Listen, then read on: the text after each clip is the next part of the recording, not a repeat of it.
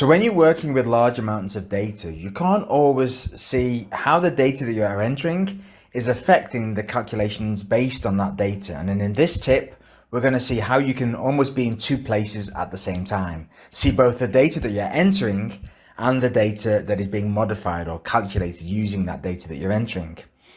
For example, in this case we have here, I have a table that contains a summary of my income, expenses and net for each of my 12 months in this year.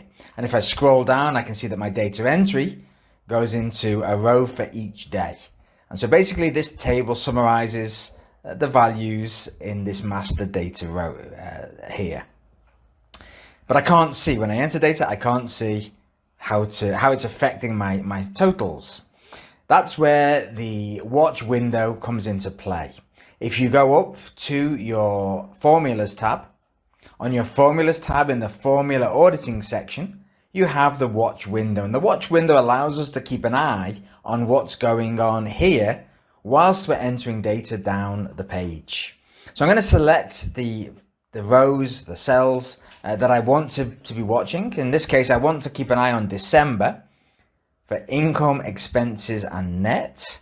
And also I'm going to select the whole year. I want to see how my changes affect my bottom line. So I've selected those 6 cells and I'm going to click on the watch window button.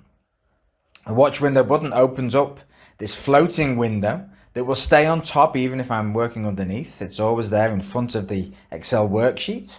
And that's useful because whatever I do there, I can still see the data that I'm working on.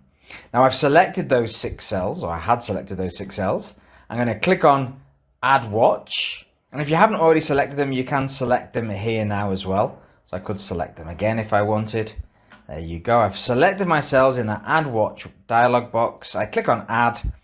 And now I can see the 6 cells that I'm working on. I can see December's income, December's expenses, and the net income from December, as well as the income for the year, expenses for the year, and the net income for the year. So what I'm going to do now is I'm going to scroll down the page. I'm going to drag the cursor, it's quicker, down to the bottom. I'm going to make some changes in December. Now normally I'd see these and then have to scroll all the way back up to the top.